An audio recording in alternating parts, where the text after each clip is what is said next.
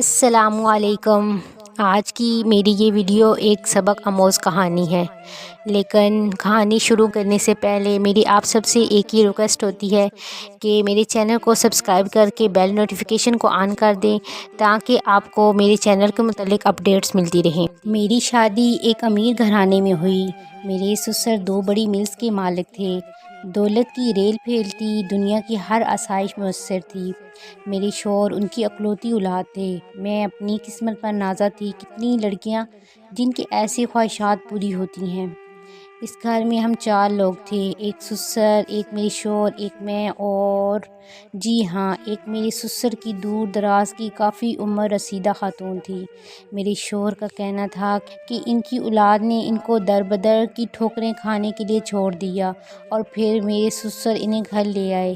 عمر 70-80 کے لگ بھگ تھی، فطرتاً خاموش رہنے والی تھیں، لیکن بس مجھے ان سے چڑ سی تھی۔ مجھے ایسے معلوم ہوتا تھا کہ میری راج دہانی میں وہ ایک بوجھ ہیں، میری سپنوں کے محل میں بدنما داغ ہیں۔ میں دبے دبے لفظوں میں اپنے شوہر سے ان کو گھر سے نکالنے کا کہتی، لیکن یہ تو میرے سسر کا فیصلہ تھا۔ میرے شوہر کا کہنا تھا کہ ان کے گھر میں دولت کی ریل پھیل اور برکات اماں کو پناہ دینے کے بعد شروع ہوئیں اور ابو کبھی بھی یہ بات نہیں مانیں گے۔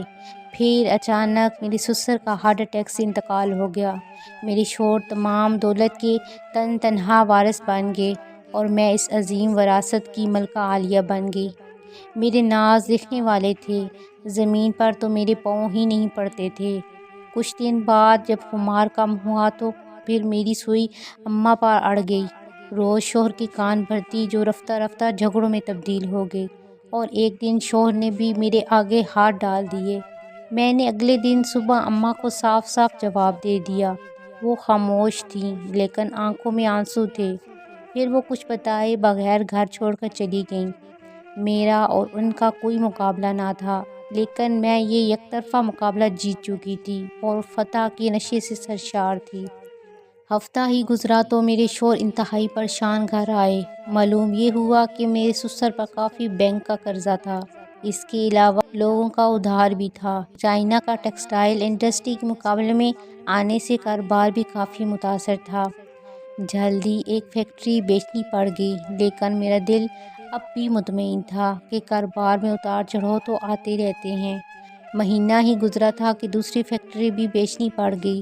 بینک نے اپنے قرضے کے بدلے مکان فروخت کروا دیا اور ہم ایک چھوٹے کرائے کے مکان میں منتقل ہو گئے۔ میرے شوہر نے بچی کچی آمدنی سے ایک چھوٹا سا یونٹ خرید لیا اور اس طرح زندگی کا پہیہ چلنا شروع ہوا۔ میری سب شاہانہ عمارت زمین بوس ہو گئی۔ مجھے احساس جرم نے گھیر لیا۔ میں نے ایک بے بس، لاچار اور ضعیف عورت کو بے گھر کیا۔ میرا اپنا سپنوں کا محل بکھر کر رہ گیا، اور یہ زوال اماں کے جانے کے بعد شروع ہوا۔ مجھے اپنے سسر کی بات درست ہونے لگی۔ جس طرح عروج اماں کے آنے سے شروع ہوا تھا، اسی طرح اماں کے جانے سے رخصت ہو گیا تھا۔ ہم کو سمجھنا چاہیے کہ گھروں میں بزرگوں سے ہی برکت ہوتی ہے۔ بزرگوں کی دعائیں ہی ہوتی ہیں جن کی وجہ سے گھر میں خیر و برکت ہوتی ہے۔ اللہ پاک بزرگوں کا سایہ ہمیشہ قائم رکھے، آمین۔